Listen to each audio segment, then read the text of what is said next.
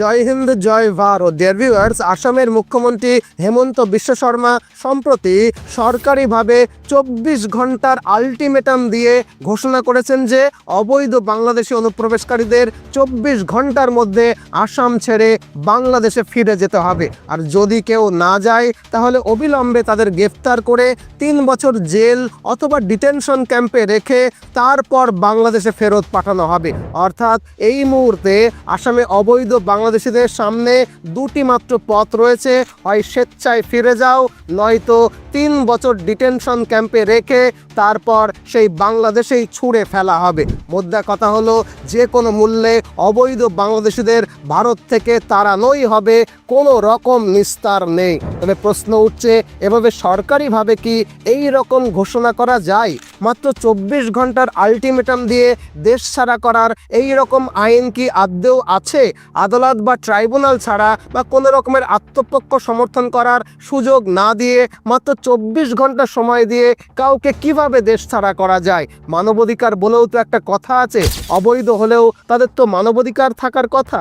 অবশ্য এই সব কটা প্রশ্নকে একেবারে সোজা ব্যাটে খেলেছেন হেমন্ত বিশ্ব শর্মা। তিনি 75 বছরের পুরনো এমন একটা আইনকে সামনে এনেছেন যে আইন অনুযায়ী সত্যিই এটা ঘটানো সম্ভব। এমনকি সুপ্রিম কোর্ট পর্যন্ত এর পক্ষে কথা বলেছেন। এই আইনটি নেহেরু সরকারের সময় তৈরি করা হয়েছিল, কিন্তু তারপর থেকে বিভিন্ন রাজনৈতিক কারণ, চাপ এবং আপত্তির কারণে কখনোই বাস্তবে ব্যবহার করা হয়নি।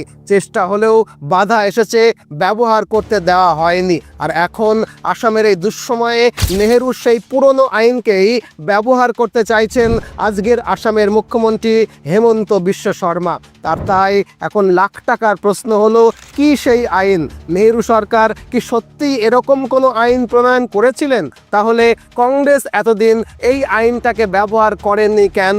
আর এই আইন অনুযায়ী কি সত্যিই কোনো কোর্ট বা ট্রাইব্যুনাল ছাড়াই লক্ষ লক্ষ অবৈধ বাংলাদেশিকে 24 ঘন্টার আলটিমেটাম দিয়ে দেশ ছাড়া করা সম্ভব হবে?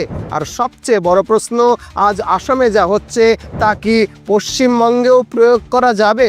এই সব কটা প্রশ্নের গভীর বিশ্লেষণ থাকবে আজকের এই ভিডিওটাতে। ভিডিওটা অত্যন্ত সেন্সিটিভ, তাই আপনাদেরকে অনুরোধ শুরু থেকে শেষ পর্যন্ত মনোযোগ দিয়ে দেখবেন। দেখুন, এই ভিডিওটা বানানোর সময় আসামের বিভিন্ন এলাকা থেকে একের পর এক এই রকম দৃশ্য সামনে আসছে। লোকজন দলে দলে সীমান্ত পেরিয়ে বাংলাদেশে ফিরে যাচ্ছে। ঠিক একইভাবে পশ্চিমবঙ্গের বেশ কিছু সীমান্তেও হাজার হাজার মানুষের বাংলাদেশ অভিমুখী যাত্রার ছবিও কিন্তু আমরা নিয়মিত সংবাদ মাধ্যমে দেখতে পাচ্ছি।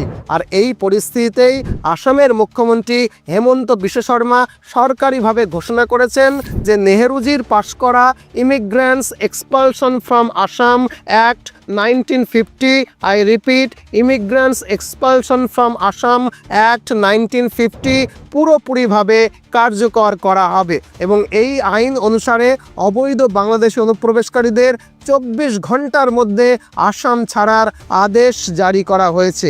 আরও গুরুত্বপূর্ণ বিষয় হলো, আইন কার্যকর করার ঘোষণা দেওয়ার পর মাত্র 24 ঘন্টার মধ্যেই প্রশাসন প্রতীকীভাবে 5 জন অনুপ্রবেশকারীকে শনাক্ত করে আসাম থেকে বের করে দিয়েছে, মানে বাংলাদেশে পাঠিয়ে দিয়েছে। এখন মূল প্রশ্ন হচ্ছে, এই আইনে আসলে ঠিক কী আছে? কেন এটা নিয়ে কিছু মিডিয়া মানবাধিকার লঙ্ঘনের অভিযোগ তুলছে? আর এই আইন নিয়ে সুপ্রিম কোর্টেরই বা অবস্থানটা ঠিক কী? তাই চলুন প্রথমেই জানি, immigrant expulsion from Assam act 1950 আসলে কি। দেখুন, এই আইনটি তৈরি করা হয় দেশভাগের পরপরই, মানে 1950 সালে। তখনও লাখো লাখো মানুষ পূর্ব পাকিস্তান থেকে অবৈধভাবে আসামে ঢুকছিল। একদিকে শরণার্থী আর অন্যদিকে অবৈধ অনুপ্রবেশকারীদের ভিড়ে আসামের জনসংখ্যার ওপরে তীব্র চাপ তৈরি হচ্ছিল। আর সেই কারণে জরুরিকালীন ভিত্তিতে কেন্দ্র সরকার আসামকে একটা বিশেষ ক্ষমতা দেয়। এই বিশেষ ক্ষমতা অনুযায়ী আসাম সরকার যদি কাউকে ইললিগ্যাল ইমিগ্রেন্টস হিসেবে শনাক্ত করে, তাহলে কোর্ট বা ট্রাইব্যুনালের দীর্ঘ প্রক্রিয়া ছাড়াই তাকে 24 ঘন্টার মধ্যেই ওই অবৈধ অনুপ্রবেশকারীকে দেশ ছাড়া করা যাবে। আর এই আইনের 4 চারটে পয়েন্ট খুব ভালোভাবে একটু খেয়াল করতে হবে। এক, যদি আসাম সরকার তাকে অবৈধ অনুপ্রবেশকারী হিসাবে চিহ্নিত বা শনাক্ত করে। দুই, তাকে 24 ঘন্টার মধ্যে দেশ ছাড়া করা যাবে এবং এর জন্য বাংলাদেশ সরকারের কাছ থেকে কোনো অনুমতি নেওয়ার দরকার হবে না আসাম সরকারের। এবং তিন, এর জন্য ওই অবৈধ অনুপ্রবেশকারীকে কোনো রকমভাবে আত্মপক্ষ সমর্থনের জন্য আদালত বা ট্রাইব্যুনালে যাওয়ার সুযোগ দেওয়া হবে না। আর চার, এই আইনটা কেবলমাত্র আসাম রাজ্যের জন্য তৈরি একটা বিশেষ আইন। আশা করি এই চারটে পয়েন্ট আপনারা বুঝলেন। তবে এখানে একটা প্রশ্ন কিন্তু মুখে মুখে ফিরছে, সেটা হলো যে এরকম একটা ব্রহ্মাস্ত্র আইন থাকতেও এতদিন কেন আসামে এই আইনটার কোনো প্রয়োগ হয়নি। দেখুন, এই প্রশ্নটা সোজাসাপটা হলেও এর উত্তরটা কিন্তু মোটেও সোজাসাপটা নয়, কারণ এর মধ্যেই লুকিয়ে আছে তৎকালীন কংগ্রেসের সবচেয়ে বড় রাজনৈতিক এবং ঐতিহাসিক নাটকীয়তা। নেহেরুজি এই আইনটি পাশ করলেও যখন আসামের প্রথম মুখ্যমন্ত্রী গোপীনাথ বরদলৈ এই আইনটাকে প্রয়োগ করতে যাচ্ছিলেন, তখন নেহেরুজি নিজে তাকে বাধা দেন। অবাক হচ্ছেন যে কেন নেহেরুজি বাধা দিলেন? নিশ্চয়ই জানতে চাইছেন যে কেন এরকমটি করলেন নেহেরুজি। এটা বুঝতে হলে দেশভাগের পরে ভারতের প্রধানমন্ত্রী জওহরলাল নেহেরু এবং পাকিস্তানের প্রধানমন্ত্রী লিয়াকত আলীর মধ্যে ঐতিহাসিক নেহেরু লিয়াকত চুক্তি সম্পর্কে আমাদেরকে জানতে হবে। নেহেরু লিয়াকত চুক্তি অনুযায়ী দুই দেশের সরকার তাদের নিজের দেশে থাকা সংখ্যালঘুদের নিরাপত্তা দেওয়ার ব্যাপারে চুক্তিবদ্ধ হয়েছিল। এখন পাকিস্তানে সংখ্যালঘু হিন্দু, বৌদ্ধ, জৈন, শিখ আর পারসিকদের কীরকম নিরাপত্তা দেওয়া হয়েছিল সেটা কম বেশি আমরা সকলেই জানি। দেশভাগের পরে পাকিস্তানে থেকে যাওয়া হিন্দুদের ওপরে কীরকম নির্মম অত্যাচার করা হয়েছিল সেটা কারোরই অজানা নয়। পূর্ব পাকিস্তানে সংখ্যালঘু হিন্দুদের ওপরে নিয়মিত অত্যাচার, ধর্ষণ, হত্যা ঘটেছিল। এমনকি 1971-এ পাকিস্তান আর্মি বেছে বেছে হিন্দু নিধনযজ্ঞ করেছিল, এটাও কিন্তু আমরা সবাই জানি। আসলে জিন্না আর লিয়াকতরা যে যুগ যুগ ধরেই বিশ্বাসঘাতক, এ কথা কারোরই অজানা নয়। কিন্তু ভালো মানুষ নেহেরু নিজের দেশে নেহেরু লিয়াকত চুক্তিটাকে অক্ষরে অক্ষরে পালন করে সংখ্যালঘুদের নিরাপত্তা দিয়েছিল, এটাও আমরা জানি। আর নেহেরুর এই দুর্বলতার সুযোগ নিয়ে পাকিস্তানের প্রধানমন্ত্রী লিয়াকত আলী খান নেহেরুর উপরে প্রচণ্ড চাপ তৈরি করেছিল। লিয়াকত আলী নেহেরুকে অভিযোগ করেন যে immigrants expulsion from Assam act 1950 প্রয়োগ করে আসাম সরকার বেছে বেছে সংখ্যালঘু মুসলমানদের আসাম থেকে তাড়িয়ে দিচ্ছে। অতএব এই আইনটা সরাসরি মানবাধিকারের লঙ্ঘন। বুঝতে পাচ্ছেন, ভূতের মুখে রাম নাম। আর লিয়াকতের এই অভিযোগ শুনে ভালো মানুষ নেহেরু সেই সময় নেহেরু লিয়াকত প্যাকের বাধ্যবাধকতার কথা বলে আসাম সরকারকে বলেছিলেন যে এই আইনটা ব্যবহার না করতে। ফলে এই আইন পাশের পর শুরুর দিকে কয়েকটা মাস মাত্র এই আইনটাকে প্রয়োগ করা হলেও পরবর্তীকালে নেহেরুর অনুরোধে তৎকালীন আসাম কংগ্রেস সরকার এই আইন নিয়ে আর খুব বেশি দূর এগোয়নি। ফলে আইন থাকা সত্ত্বেও 7 দশকের বেশি সময় ধরে এই আইনটা শুধুমাত্র কাগজ কলমেই সীমাবদ্ধ ছিল। তবে এখন আসাম সরকার বলছে যে 75 বছর ধরে দেশ যে সমস্যার সমাধান করেনি, এখন তা ওই আইন অনুযায়ী করা হবে। এবং সুপ্রিম কোর্টও মন্তব্য করেছে যে এই আইন এখনও কার্যকর, এখনও বৈধ, অর্থাৎ এর কোনো সাংবিধানিক বাধা নেই প্রয়োগ করার ক্ষেত্রে। আর সুপ্রিম কোর্টের এই রকম মন্তব্যের পর আসামের মুখ্যমন্ত্রী হেমন্ত বিশ্ব শর্মা আসাম জুড়ে এই আইনকে লাগু করতে একেবারে উঠে পড়ে লেগেছে। আশা করি এই অবধি আপনারা বিষয়টা বুঝলেন। এবার আসি আইনের মূল কাঠামো এবং কাজকর্মে, মানে immigrants expulsion from Assam act 1950 কিভাবে বাস্তবে কাজ করে। প্রথমেই জানবো এই আইনের ক্ষমতাটা ঠিক কার হাতে। দেখুন, ভারতের নাগরিকত্ব বিষয়টা পুরোপুরি কেন্দ্র সরকারের অধীনে, কিন্তু এই বিশেষ আইনে কেন্দ্র সরকার তার ক্ষমতা আসাম সরকারকে ডেলিগেট করেছে। আর আসাম সরকার আবার এই ক্ষমতাটাকে জেলা প্রশাসন অর্থাৎ জেলা কমিশনারদের হাতে তুলে দিয়েছে। অর্থাৎ শেষ সিদ্ধান্ত নেওয়ার ক্ষমতা কিন্তু এই মুহূর্তে আসামের জেলাগুলোর জেলা কমিশনারের হাতে রয়েছে। এবার প্রশ্ন হলো কাদেরকে বের করে দেওয়া যাবে এবং এর ভিত্তি বা গ্রাউন্ড ঠিক কী কী। দেখুন, এই আইন ইচ্ছে মতো কাউকে দেশ ছাড়া করার কোনো রকমের অনুমতি দেয় না। শুধুমাত্র সেই সব ব্যক্তিকেই দেশ থেকে বের করে দেওয়া যাবে যারা অবৈধ অভিবাসী এবং যাদের উপস্থিতি আসাম এবং ভারতের আভ্যন্তরীণ নিরাপত্তার জন্য ঝুঁকি বলে মনে করা হচ্ছে। অর্থাৎ শুধু বাংলাদেশি হওয়ায় যথেষ্ট নয়, অবৈধ প্রবেশ আর নিরাপত্তা ঝুঁকি দুটোই প্রমাণিত বা আর্গুয়েবল হতে হবে। আশা করি বিষয়টা বুঝলেন। এবার আসি 3 নম্বর পয়েন্টে, এক্সপালশন অর্ডারটা কি। দেখুন, এক্সপালশন অর্ডার এর বাংলা হলো বহিষ্কারের নির্দেশ বা দেশ ত্যাগের আদেশ। অর্থাৎ যখন ডিসি বা ডিস্ট্রিক্ট কমিশনার কাউকে অবৈধ অনুপ্রবেশকারী হিসেবে চিহ্নিত করেন, তখন তিনি তাকে একটা এক্সপালশন অর্ডার দেন। আর এই এক্সপালশন অর্ডার বা আদেশের বৈশিষ্ট্য হলো মাত্র 24 ঘন্টা সময় দেওয়া হয়, একটা নির্দিষ্ট রুট বা রাস্তা দেখিয়ে দেওয়া হয় যেখান দিয়ে তাকে বাংলাদেশে ফিরে যেতে হবে। 24 ঘন্টার পরেও যদি ওই ব্যক্তি ভারতে থাকে তাহলে 3 বছরের জেল বা ডিটেনশন ক্যাম্পে রাখা হবে, জরিমানা করা হবে, আর তারপরে ডিপোর্টেশন বা দেশ থেকে তাড়িয়ে বাংলাদেশে পাঠিয়ে দেওয়া হবে। এই 3টে করা একেবারে বাধ্যতামূলক বলা হয়েছে এই আইনে। অর্থাৎ একবার এই এক্সপালশন অর্ডার জারি হলে পালানোর আর কোনো রাস্তা নেই। আশা করি বিষয়টা বুঝলেন। এখন 4 নম্বর পয়েন্টে আমরা জানবো যে কে এই আদেশকে বাস্তবায়ন করেন। আগেই বলেছি ভারতের নাগরিকত্ব বিষয়টা পুরোপুরি কেন্দ্র সরকারের অধীনে, কিন্তু এই বিশেষ আইনে কেন্দ্র সরকার তার ক্ষমতা আসাম সরকারকে ডেলিগেট করেছে। আর আসাম সরকার আবার এই ক্ষমতাটাকে তার জেলা প্রশাসন অর্থাৎ জেলা কমিশনারদের হাতে তুলে দিয়েছে। অর্থাৎ শেষ সিদ্ধান্ত নেওয়ার ক্ষমতা কিন্তু জেলা কমিশনারদের হাতেই রয়েছে।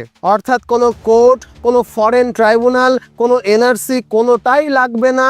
ডিস্ট্রিক্ট কমিশনার যদি মনে করেন যে ওই ব্যক্তি অবৈধ অভিবাসী এবং দেশের আভ্যন্তরীণ নিরাপত্তা ঝুঁকিতে পড়ে যাচ্ছে, তাহলেই তাকে সরাসরি 24 ঘন্টার আলটিমেটাম দিয়ে একটা নির্দিষ্ট রাস্তা দিয়ে বাংলাদেশে ফেরত পাঠাতে পারে। আশা করি বিষয়টা বুঝলেন। এবার 5 নম্বর পয়েন্টে আমরা জানবো কারা এই আইনের আওতার বাইরে রয়েছে, আই মিন এক্সেপশন ক্লজেসগুলো কী কী। দেখুন, পার্টিশনের সময় পাকিস্তান মানে পূর্ব পাকিস্তান, বর্তমানে বাংলাদেশ থেকে যারা দাঙ্গা, ধর্মীয় নির্যাতন বা জীবনহানির ভয়ে ভারতে এসেছিলেন তাদেরকে কিন্তু কোনো অবস্থাতেই ফেরত পাঠানো হবে না। কারণ তখন পাকিস্তানের সংখ্যালঘুদের ওপরে তীব্র অত্যাচার চলছিল। সেই মানবিক কারণেই এই বিশেষ ছাড়টাকে কিন্তু রাখা হয়েছে। অর্থাৎ হিন্দু, খ্রিস্টান, বৌদ্ধ, জৈন, শিখ, পারসিক এই 6টি ধর্মের যারা ভারতে আসবে তারা প্রত্যেকেই শরণার্থী। আর একবার বলছি, তারা প্রত্যেকেই শরণার্থী। আর শরণার্থীদের শরণ দেওয়া আমাদের রাষ্ট্রীয় কর্তব্য। তাই শরণার্থীদের ওপরে এই আইনটা কোনোভাবেই প্রযোজ্য নয়। কেবলমাত্র অবৈধ অনুপ্রবেশকারীদের ওপরে এই আইনটা প্রযোজ্য। আশা করি বিষয়টা বুঝলেন। এবার 6 নম্বর পয়েন্টে আমরা জানবো কেন এই আইনকে এতটা স্পেশাল বা এতটা বিশেষ একটা আইন বলা হচ্ছে। দেখুন, এই আইন স্পেশাল কারণ অন্যান্য অভিবাসন আইনগুলোর মধ্যে এখানে কোনো দীর্ঘ কোর্টের কেস নেই, কোনো ট্রাইব্যুনালের 5-10 বছরের দেরি নেই, কোনো রকমের এনআরসি প্রক্রিয়ার জটিলতা নেই। এখানে সব কিছুই খুব সরাসরি হবে, ডিরেক্ট অ্যাকশন নেওয়া হবে। মানে ডিস্ট্রিক্ট কমিশনার চিহ্নিত করবেন, এক্সপালশন অর্ডার জারি করবেন, আর 24 ঘন্টার মধ্যে ওই অবৈধ অনুপ্রবেশকারীকে দেশ ছাড়া করে বাংলাদেশে পাঠিয়ে দেওয়া হবে। আশা করি বিষয়টা বুঝলেন। তবে এখানে একটা কথা বলে রাখি যে এই আইনটার কথা আসাম সরকার যে শুধু মুখে মুখে বলছেন এরকমটা কিন্তু নয়। অলরেডি আসাম সরকার এটাকে কার্যকারী করতেও শুরু করেছে। যেমন আসামের শোনিতপুর জেলার একটা উদাহরণ দেওয়া যাক। হেমন্ত বিশ্ব শর্মার ঘোষণার পর শোনিতপুর জেলার ডিস্ট্রিক্ট কমিশনার প্রথম 5 জনকে অবৈধ অনুপ্রবেশকারী হিসেবে শনাক্ত করে। এরা 2টি পরিবারের 4 জন নারী এবং এর মধ্যে 1 জন পুরুষ সদস্য রয়েছে। এই 5 জনকে ডিসি সরাসরি বলেন যে 24 ঘন্টার মধ্যে এই রুট দিয়ে বা এই রাস্তা দিয়ে বাংলাদেশে ফিরে যান, যতটুকু মালপত্র নিতে পারেন ততটুকু নিয়ে যান। এখন প্রশ্ন হলো 24 ঘন্টায় কিভাবে চিহ্নিত করা গেল যে এরা বাংলাদেশি, ভারতীয় নয় এবং অবৈধ অনুপ্রবেশকারী? এর উত্তরটা খুব সোজা। এই পাঁচজনকে ফরেনার্স ট্রাইব্যুনাল নাম্বার 2 থেকে আগেই অর্থাৎ 2025 সালেই বিদেশি হিসাবে ঘোষণা করা হয়েছিল। তাদের কোনো ভারতীয় নাগরিকত্ব নেই, এটা আইনগতভাবে একেবারেই প্রমাণিত। আর তাই ডিস্ট্রিক্ট কমিশনারের সামনে সন্দেহের কোনো জায়গাই ছিল না। আদালতের নতুন অনুমোদনেরও দরকার পড়েনি, কারণ ট্রাইব্যুনালের ঘোষণা আগেই কিন্তু বিদ্যমান ছিল যে এরা অবৈধ ঘুষপেঠিয়া বা অবৈধ অনুপ্রবেশকারী। এভাবে আইন অনুযায়ী 24 ঘন্টার মধ্যে কিন্তু তাদেরকে বের করে দেওয়া সম্ভব হয়েছে। আশা করি এই অবধি বোঝা গেল। আর এবার একটা গুরুত্বপূর্ণ বিষয় বলে রাখি যে অসমকে কেন্দ্র সরকার বিশেষ একটা ক্ষমতা দিয়েছে যাতে বাংলাদেশে অবৈধ অনুপ্রবেশকারীদের ফেরত পাঠাতে কোনো রকমের বা কোনো ধরনের কূটনৈতিক সমন্বয়ের প্রয়োজন না হয়। সাধারণত কি হয় আপনারা নিশ্চয়ই জানেন, ভারত যদি বাংলাদেশকে জানায় যে কিছু বাংলাদেশি অনুপ্রবেশকারীদের গ্রহণ করতে হবে, তখন বাংলাদেশ অনেক সময় বলে যে এরা তো বাংলাদেশি নাগরিক নয়, এদেরকে তো আমরা চিনি না, এদের দায়িত্ব বাংলাদেশ নিতে পারবে না, ইত্যাদি ইত্যাদি। ভারত ও বাংলাদেশের এই কূটনৈতিক টানপোড়েনেই ফেরত পাঠানোর প্রক্রিয়া কিন্তু বারবারই আটকে থাকে। কিন্তু এই আইনে সেই জটিলতা নেই, কোনো সমন্বয়ের দরকার নেই। প্রশাসন কাউকে অবৈধ অনুপ্রবেশকারী হিসাবে আইডেন্টিফাই করে দিলেই তাকে সীমান্ত পর্যন্ত পৌঁছে দিয়ে 24 ঘন্টার মধ্যে দেশ থেকে বের করে দেওয়া হবে, না গেলে জোর করে পুশ ইন করা হবে। এই প্রক্রিয়ার জন্য বাংলাদেশ থেকে আগাম কোনো অনুমতি লাগবে না। অর্থাৎ নিয়মটা খুবই সরল, নিয়মটা খুবই স্ট্রং। আশা করি বুঝলেন। তবে এই আইনের একটা সমালোচনাও কিন্তু হচ্ছে।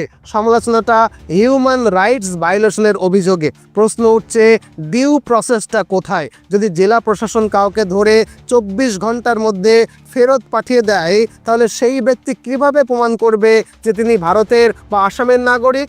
এত কম সময়ে তো ভুল হওয়ারও সম্ভাবনা থেকে যায়, তাই নয় কি? আর একটা উদ্বেগ রয়েছে, সেটা হলো কমিউনাল বায়াস। সমালোচনা উঠছে যদি কোনো নির্দিষ্ট সম্প্রদায়কে টার্গেট করা হয় তখন কি হবে? এই সব প্রশ্নগুলো ওঠাটা কিন্তু খুবই স্বাভাবিক। কিন্তু সমালোচনাকারীরা একটা গুরুত্বপূর্ণ পরিবর্তনটা চোখে দেখতে পাচ্ছেন না। সেটা হলো সুপ্রিম কোর্ট ইতিমধ্যেই এই আইনকে বৈধতা দিয়েছেন। 2024 সালের একটা গুরুত্বপূর্ণ রায়ে সুপ্রিম কোর্ট স্পষ্ট জানিয়েছেন immigrants expulsion from Assam act 1950-কে সিটিজেনশিপ অ্যাক্ট 1955-এর সেকশন 6A এর সঙ্গে মিলিয়ে পড়তে হবে। এর মানে কি? দেখুন, কে অবৈধ অভিবাসী কে নয় এই সিদ্ধান্ত জেলা প্রশাসক নেবেন না।